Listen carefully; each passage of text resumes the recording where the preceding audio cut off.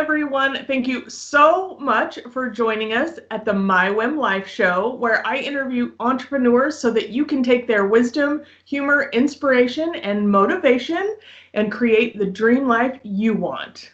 Today's guest is my friend Jennifer Browning. We met actually not in work related at all. We just have some of the most incredible friends that run in the same circle. So I was genuinely excited to get to know her. It was actually really funny. I wanted to have a girls' retreat so bad. And we kind of knew each other at that point, but I had said, hey, who's excited? Who would like to go on this girls' retreat? We took, I think, 8 or 10 of us girls and spent the weekend at a cabin together. And that's when we really got to know each other. So Jennifer, tell everyone a little bit about you. Yes, that is definitely the way we bonded completely. That retreat was amazing and opened up a lot of doors, I think, for us and a lot of good friendships. So I am a single mom. I have 2 kiddos. They are my first priority in life above everything else. Everything I do for them. I love them dearly. I'm also a business owner. I'm the sole owner of Family Counseling Services in Meridian. I've been doing that for about 11 or 12 years now. I've been counseling since 2006. Although I don't do a whole lot of counseling anymore, I mostly run the business and then have staff that we send referrals to. And yeah, I do take pride in my kids, my business, and my friends. And so I like it that you and I have crossed over in 2 of those areas. Yeah, absolutely. Absolutely. So in getting to know you, I would have never really thought that you were in that counseling realm. Like what kind of led you in that direction? Yeah, that's a great question. So I was chatting with a girl probably about 17 years ago, someone who has mentoring. And she was looking at me saying she was having thoughts of suicide. And this was before counseling, before anything. And I was looking at her thinking, I want to tell you what to do, or I want to help you. And I really just don't have any idea of any of the words that I should be telling you right now. And so it was that moment that led me to think, I need to become a counselor. And then that journey, in order to become a counselor, you have to have your master's. So that journey led me to go get my master's so that I could go and become a counselor. Yeah, that is awesome. And you said that was like in 2006 is when you really started counseling? Yeah, so 2006 is when I got my master's degree, and I went into agency work for a year, and then I went into private practice for a year with the goal of opening up an agency. And I did that. And so in the state of Idaho, there's 2 levels of licensure for counselors, licensed professional counselor and licensed clinical professional counselor, which normally takes you 2 years to get to. And that was true. And I opened up Family Counseling Services as an LPC. And so that's something I'm a little bit proud of because there were some hurdles that I had to overcome not being fully licensed in Idaho. But that was a really fun and interesting journey that really proved to me that I had a lot more strength than I thought I had. Yeah, all of the hard things always show us where our strengths really are. Very true. Yeah. So what made you decide to go just from counselor into business owner? Because actually a really huge leap that you take. It's not ingrained in most people. Most people have a passion for the actual work that they're doing, but you really moved into the business world. What was that catalyst like? Yeah, I moved into that world very quickly. In 2006, Idaho definitely did not have as many people as we have now. And in '06, I think there might have been one other counseling agency in Meridian. And so what led me to become a business owner was as I went through agency work that first year and into private practice work that second year, it just kind of became apparent that that another agency could be supported by the city of Meridian. And honestly, my training's in counseling, not in business ownership. So I had no idea what I was doing whatsoever. And I often tell people, I'm glad I didn't know the journey ahead of me because I probably would not have chosen it. But I am really glad that I went through that. And I'm glad that I did not know what that journey was going to bring me, because I'm really happy with how the journey went. I'm really happy with where I ended up. I just did not realize how much work that was going to be. And the learning curve was huge. And so then I just got motivated and I took a lot of side business courses and I got some mentoring and I read a lot of books. And I had a lot of bumps in the road and there were a lot of tears. And probably 10 years into it, I thought, okay, I feel like I'm actually a good business owner. I feel like I know what I'm doing. I have confidence in the decisions, but it was not without some people telling me no and me trying to figure out how to overcome that hurdle. And it was not without some pain and some mistakes that I made. And what was interesting about choosing to be a business owner is your mistakes are very public. Yes. As a business owner with staff, so we have about 15 people on staff, so I employ 15 people. And the thing that I did not realize is when I made a mistake, it was very public because my staff would obviously know about it. So that was a really humbling experience. And it really led me to take each one of those people that come on as an employee of mine, to take them seriously and to value them. And it's really, I've told my staff before that for every person that works for me, it is personal for me to have them work for me. So when I see their name on our staff roster, I think about times we've cried together or times we've laughed together or struggles we've gotten through. It is really personal for staff to come and work for me. And if I think about it too long, it's a little bit, I don't take it lightly that people's paychecks are coming directly from the decisions that I make. And so all of that journey, I'm really proud about. Yeah, absolutely. I love that you brought up the fact that if you had known what was coming, you probably wouldn't have done it. Because I think almost every single business owner feels exactly the same way. Like they tell you that it's hard and they tell you that it'll unfold in front of you and that you're going to have struggle. Like they tell you all that stuff. But I don't think until you go through that struggle that you really can have an appreciation for what it takes to get to a place of actual success. Things that you have to push through and go through and keep moving forward in spite of. All of that is very true. And I think had I had the insight of what was to come my way, I would not have chosen that. But I am so thankful I did not have that insight because I really love the journey looking back on it. I love my business. I love my staff dearly. Part of our covert mission, and I tell them this when they get hired, is staff cohesion is very valued at my agency. But I don't regret the choice to open a business. I am just super thankful that I had no idea what that would entail when I did. And, to speak to this point too, people that see what I've created and what a lot of business owners have created as overnight successes, can't remember where I got this quote from, but it rang true, is that people see us as overnight successes, but they don't realize we feed our success every single day, and it was not overnight. It was from us continuously feeding our business with our time and our efforts and our money. And, sometimes we miss paychecks as the owner to make sure that the business runs, especially in COVID. Yeah. And then it creates success. And so I don't think that there is any truth in anybody becoming an overnight success. They had ideas that were stewing in their brain. They had thoughts that they journaled about. They had, people they consulted with. I just don't think that there's anybody that actually created an overnight business. Business owners are consistently feeding their ideas. People just don't see it. Yes, I absolutely agree with you there.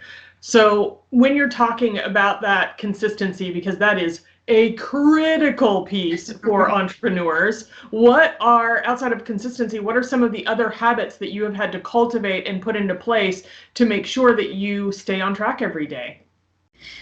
Yeah, I would like to ask you some of these same questions because I'm curious about what you do as well. But some of the things, one thing that I consistently do is I feel like other business owners feel this way, but maybe they don't. I have to be at the top of my own mental health in order to make sure that I'm leading my staff in an appropriate way, that I'm making good decisions for the agency, that I'm making good decisions for my clients. And so one of the things that I do talk a lot about is self-care, and that has become such a cheesy cliche, um, and maybe rightfully so because we're talking about it so much, but I think we're talking about it so much because it's that important. Sure. And so some of the habits that I've gotten into have been um, making sure that I take time for self-care. And it could even be like take a quick shower if I'm frustrated with my kids, or grab a glass of, tea, or a cup of tea. Sometimes it's get a massage. The other things I do to sustain creativity in my brain is I have notepads all over. I have one by my bedside, I have one in my kitchen, I have several in my office. I'm consistently writing ideas down. Um, and then other things that entail that are I really keep up to date with always trying to better my organizational skills. And again, I know that sounds kind of bland, but as a business owner, you are the leader for everybody that you lead. So if you're not on top of your game, it is definitely going to trickle down to the rest of your staff. Yeah, I absolutely, totally agree with that. You covered another question that I typically ask, which is non-negotiables, and that usually falls into that. Absolutely, my self-care is not negotiable. I have to have that first and foremost. Is there anything else in your life that is a non-negotiable? Um, I feel like a lot of the things I'm saying are so cheesy, but they just really are so true. Yeah. Is that I've become very confident where my priorities are, and I've become very confident in making sure that those don't get jumbled. And so the cliche part of this is what I think of is that is not negotiable for me to make sure that my priorities don't get jumbled. And my first and foremost one, it's always my kids. Everything I do for my kids. So when I work really hard, it's for my kids because that brings home my paycheck that feeds my kids, that pays for their hobbies, that pays for whatever they need. And so, my priorities tend to be number one, kids. Number two is work. Number three is friends and family and everything else. And so that's been an interesting um,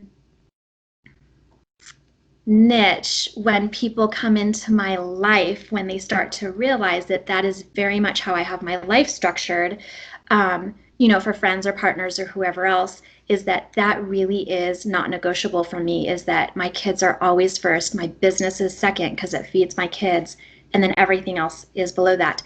And I found that the friends that really become genuine friends are the friends that understand that.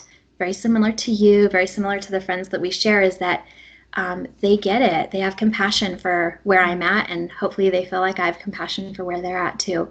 So that really is a non-negotiable, is figuring out what my priorities are, um, and then really not bending to make sure that those don't get jumbled.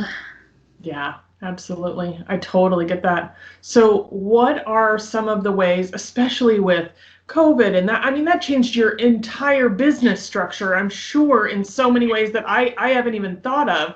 I can only imagine. But what are some of the ways that you have implemented things in your life to stay focused and moving forward, even through the hard times?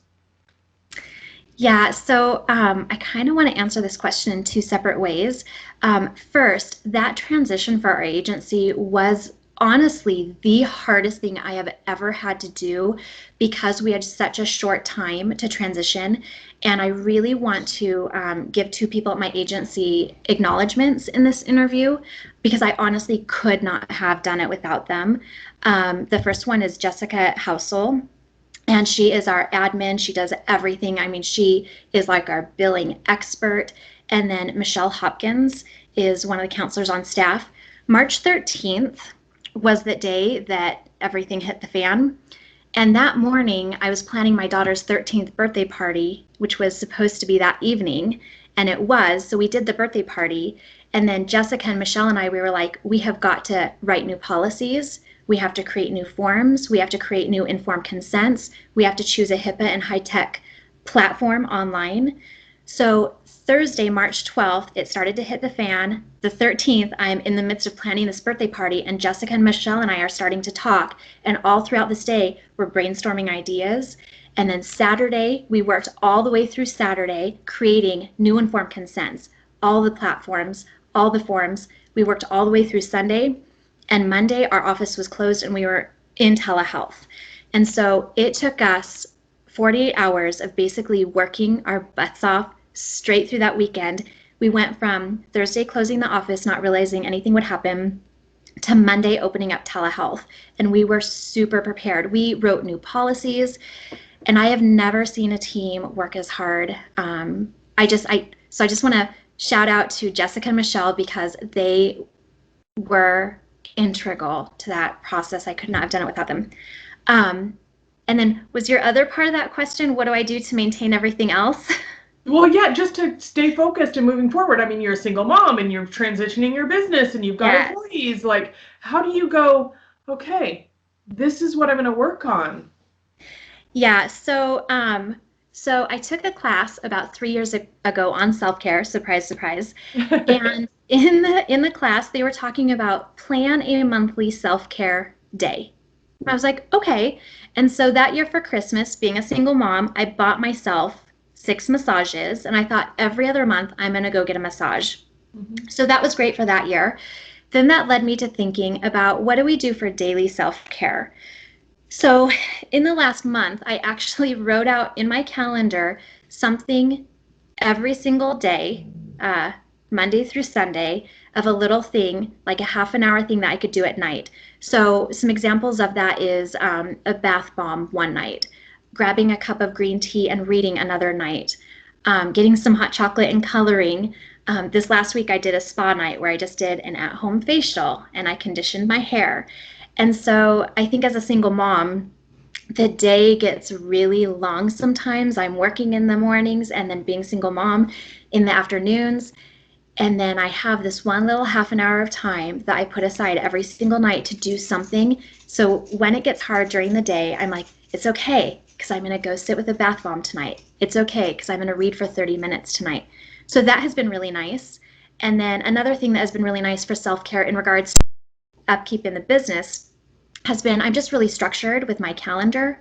So I start off my mornings with I get up, I make myself some green tea, I read for a half an hour. Then I get the kids up and I make them breakfast, send them off to school, and then I go and the first thing I started doing is emails. And then after that I do work papers. And so that structure, being really fine-tuned with that structure, has kind of been a self-care for the business because it makes sure I get answers to people that need answers, I get stuff done.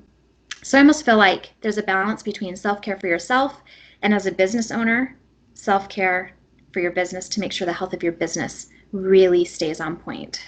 Yeah, I absolutely get exactly what you're saying. I have a very similar, morning structure. Like the same thing happens every single morning just because it sets up my day. I know exactly where my biggest successes are. I know what is required to do those things. And it all, because it's so routine at this point, it doesn't feel like a burden. It's just part of every day. Right. And the thing that I have really enjoyed the most has been making sure I have time to read in the morning. And I've been going through different books. And normally I'll go through a book when I have time, but really putting aside 10, 15 minutes, 20 minutes, even a half an hour sometimes when I can afford that time to read has really helped me because reading helps me also generate ideas for my life and my business and my kids. So that would be one encouragement I give to everybody is schedule, even if it's only 10 minutes, schedule every day to read just a little bit. Yeah, that's so funny because I was just about to ask, what is one piece of advice that you would give? Outside of the reading, do you have anything else that you say is your best advice? Oh my gosh, there's so many things I could say. Okay, let me think about this. Um, the best advice I could probably give would be around facing struggles.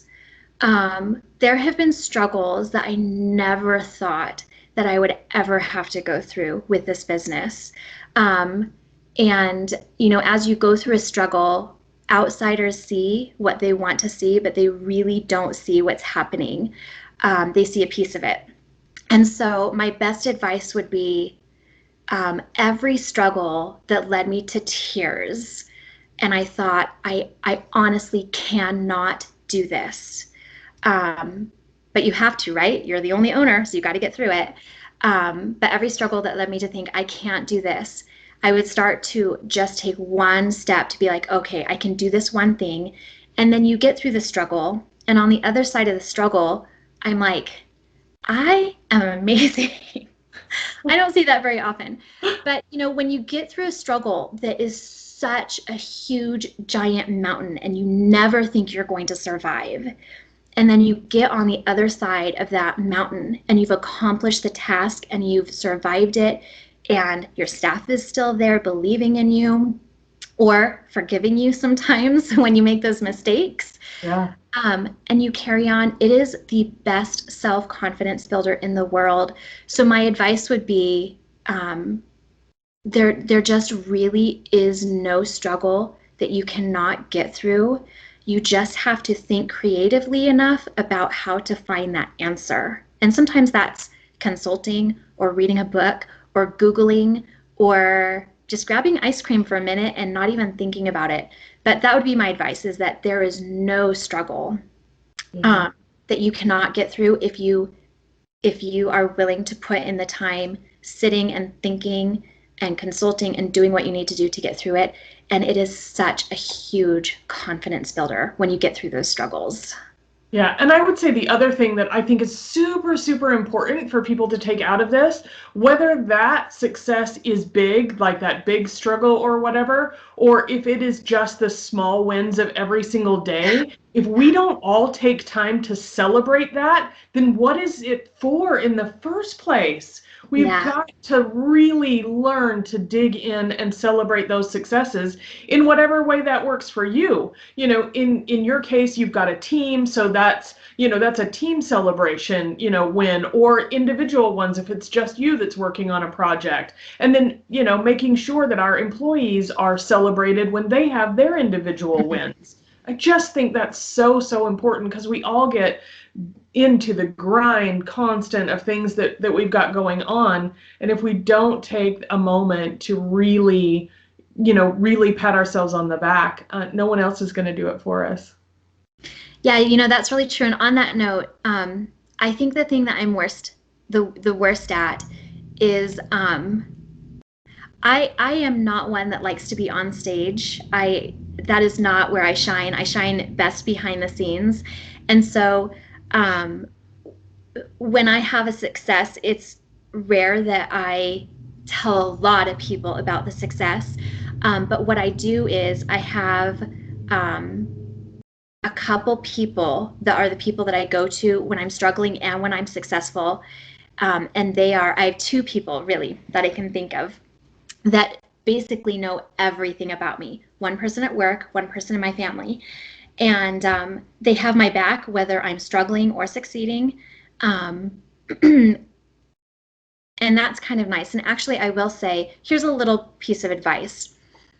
So in my friends group, I have two ladies that know 100% about everything about me. They know my deepest, darkest secrets. That's important to have in your life. At least one person in your friends group, one person at work, and one person in your family, that people can genuinely know you, whether you're struggling or succeeding.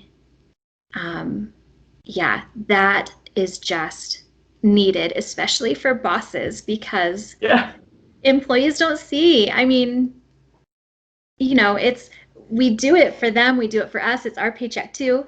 But it's so important to have a team of people who can really push you on in struggles and successes.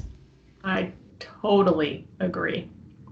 So one more question. Just tell us a little bit about how people can reach you or your counseling services in case they are looking for that. Yes. So we are definitely accepting new clients right now. We hired a new counselor who specializes in kids 10 years old and under. She will also see adults, but she really knows a lot about play therapy. So they can call us at 208-888-5905. And we are offering telehealth services right now. And it's super, super easy. So super convenient for whoever wants to give us a try. That is awesome. And my very last question, which is my favorite to ask because it's so important to me and I feel all of our community, is how do you give back? Yeah. So again, I'm not. I hate being on the stage. So I tend to give back really covertly, and I'll generally tell you a couple things that I've done this month. Um, when I hear of people struggling, I tend to cover the cost of counseling. So I will reach out to that person individually. And there's been a couple times over our 10, 11-year history that there have been news stories that have really tugged on my heart. So I will contact the news and just ask them to pass on our number and let the person in the story know that we will offer them free counseling. Um, just we hear stories come our way, and so one way we give back is offering free counseling here and there, and then other ways I give back. I Okay, so let me tell you this. I try to encourage our staff so that the staff can encourage our community. One of the things I did for them in COVID was I got a bunch of flower bouquets, and I went to every one of their houses and I left them a bouquet with a little card of encouragement, especially when everybody was getting so discouraged and we weren't in routine. And so way I gave back. I will sometimes leave little gift cards to Dutch for people that are struggling. So I just do a lot of covert things because I really don't like to be big in my gestures. So things like that. That is awesome. I really, really appreciate you sharing all of that. I don't think you have any idea how admirable your journey is, but I appreciate you being willing to sit down and chat with me so we can use this information to inspire others. Thank you for having me. All right, we will talk to you next week. Thank you so much for tuning in to the My WHIM Life show today. If you haven't already, be sure to subscribe so you don't miss a moment of the goodness.